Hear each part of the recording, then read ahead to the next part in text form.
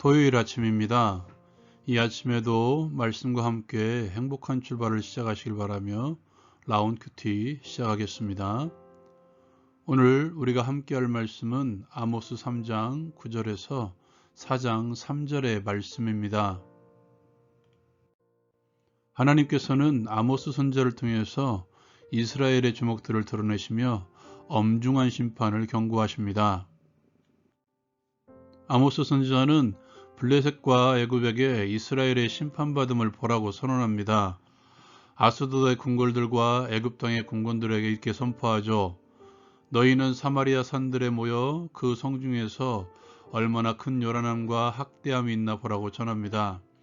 자기 궁궐에서 포악과 겁탈을 쌓는 자들이 바른 일을 행할 줄 모른다고 말하면서 이것은 여호와의 말씀이라고 도장을 찍습니다.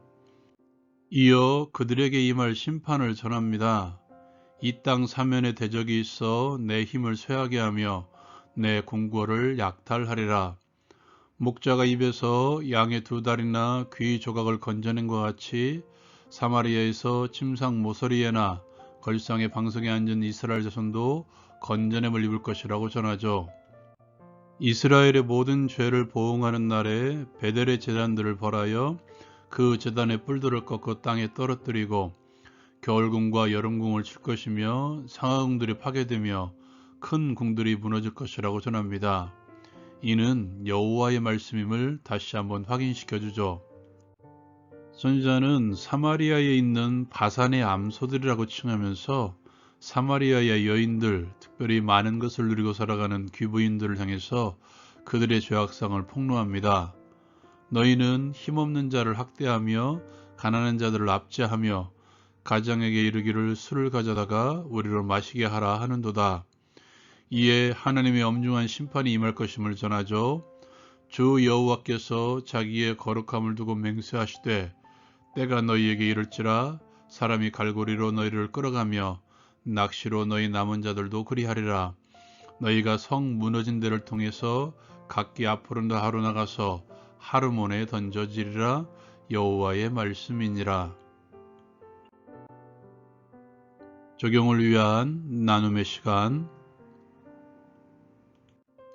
하나님께서는 아모스 선지자를 통해서 본격적으로 이스라엘을 향한 심판을 선언하시는데요.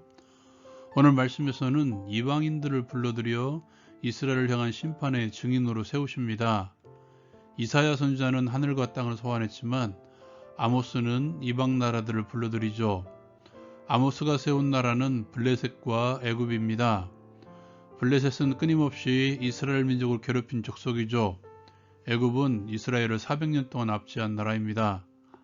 하나님께서는 거기서 멈추지 않으십니다.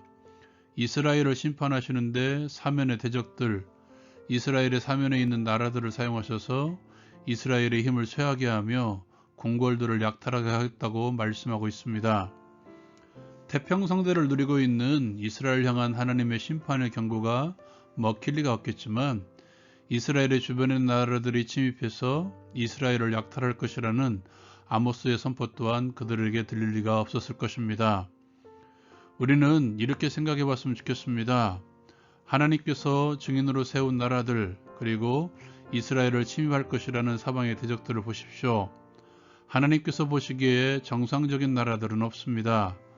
모두 이스라엘을 괴롭히거나 힘들게 한 나라들이죠. 범죄한 나라들이라는 것입니다. 아모스서의 출발을 보십시오. 아람, 모압, 두로, 블레셋, 에돔, 암몬 등 모든 나라들이 이스라엘과 연관되어서 이스라엘을 힘들게 한 나라들이 아닙니까? 또한 하나님의 심판을 받는 나라들입니다.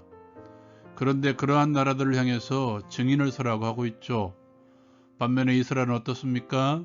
비록 죄로 말미암아 하나님의 심판을 선언받고 있지만 그래도 하나님의 백성들입니다. 원수 앞에서 밥상을 차려주시는 목자 되신 하나님께서 이제 오히려 원수들을 이스라엘의 심판의 증인으로 더 나아가 이스라엘을 심판하는 도구로 사용하고 계신다는 것이죠. 오늘날은 어떻습니까? 하나님께서는 오늘날에도 이러한 방법으로 우리를 향해 경고하실 수도 있을 것입니다. 어쩌면 지금도 경고하고 계실지도 모른다는 것이죠. 그렇다면 그리스도인으로서 그리스도의 공동체로서 우리 할 일은 세상의 소리를 외면하지 말아야 된다는 것입니다. 그리스도인들을 향한 세상의 비판들, 물론 그 가운데는 미움으로 인해서 비방하는 목소리도 있을 수 있습니다. 그러한 목소리조차도 귀를 기울여야 된다는 것이죠. 요즘 얼마나 많은 목소리가 들리고 있습니까? 그런 소리를 듣고 있노라면 마땅히 반대 의견을 낼 만한 분위기가 아니죠. 너무도 맞는 소리를 하고 있습니다. 우리는 때론 그럴 것입니다. 일부 목사들, 일부 성도들이 그렇게 하는 것이라고 말입니다. 이런 말조차도 조금은 비굴하지 않으신가요? 그리스도인이라면 그러한 비판과 비방의 소리에 하나님의 소리를 들을 수 있어야 됩니다. 교회를 향한 또한 나를 향한 하나님의 목소리에 귀를 기울이라는 것이죠. 그리고 무엇보다도 겸허히 받아들이십시오. 변증하는 것이 아닙니다. 그것을 일단 수용하라는 것이죠. 나를 향한 하나님의 목소리로 기쁘게 받아들이라는 것입니다. 오늘 말씀에 하나님께서 지적하시는 그들의 죄가 무엇입니까? 그들의 종교적인 삶을 말하고 있지는 않죠. 안식일의 문제, 제사의 문제, 절기의 문제, 그런 문제들을 말하고 있지는 않습니다. 오늘날로 말하면 주일 성수, 11조 이런 부분을 다루고 있지는 않는다는 것이죠.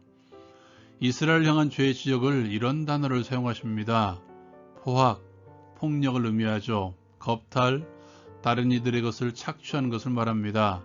학대, 약한 자들을 향한 학대, 가난한 자들을 더욱 압제하는 것. 또한 오늘 말씀에 보면 여름에 지내는 궁궐과 겨울에 지내는 궁궐까지 또한 상하궁까지 많은 사치를 즐기고 있죠. 집안에 감춰진 여인들은 어떻습니까? 남편에게 술을 가지고 와서 마시게 하라고 말하는 쾌락에 빠져 있다는 것이죠. 그들의 실제적인 삶에 대해서 분명하게 말하고 있다는 것입니다. 우리는 행위에 대해서 그렇게 중요하게 생각하지 않은 경향이 있는 것 같습니다. 행위로 구원받는 것이 아니라 행위로는 상급이라는 것을 강조함으로써 삶의 행위에 대해서 구원과는 별반 관계가 없다고 생각하는 이들이 의외로 많이 있는 것 같습니다. 이스라엘을 향한 심판하시는 이유를 분명히 눈여겨보십시오. 그 시선으로 지금 우리를 바라보고 계십니다. 어제나 오늘이나 영원토록 동일하신 하나님께서는 동일한 시선으로 우리를 바라보고 계신다는 것이죠. 어쩌면 하나님께서는 우리에게 서기관과 바리새인의 의보다 더 나은 의를 기대하고 계신지도 모릅니다. 왜냐하면 그 어떤 것보다도 너무도 귀한 하나님의 언약의 말씀, 복음이 우리의 속사람에 새겨져 있으며 우리를 의로운 삶, 거룩한 삶으로 이끌어 가시는 성령 하나님께서 우리 속사람에게 있기 때문이죠. 그러므로 가지고 있는 힘이 있다면 그 힘을 가지고 약자를 돌아보십시오. 나에게 힘을 주신 이유는, 나에게 물질을 주신 이유는 그것을 가지고 즐기라고 주신 것이 아닙니다. 그러므로 주신 힘을 사용하고자 할 때에는 기억하십시오. 그것이 나에게 정말 필요한 것인가? 이것부터 생각해 보십시오. 하나님은 공의의 시선으로, 아니 더 나은 의를 기대하며 나를 바라보고 계십니다. 적용을 위한 기도의 시간. 나의 삶을 눈여겨보고 계심을 기억하고 하나님께서 주신 모든 힘을 가지고 약한 자들을 돌아보게 하옵소서. 하나님께서 기대하시는 더 나은 의를 이루게 하옵소서. 예수님의 이름으로 기도드립니다. 아멘. 시선 이야기를 드린 적이 있죠. 하나님의 시선으로 세상을 바라보십시오. 하나님께서 하시고자 하는 공의 그리고 사랑이 보일 것입니다. 라온 큐티 마치겠습니다.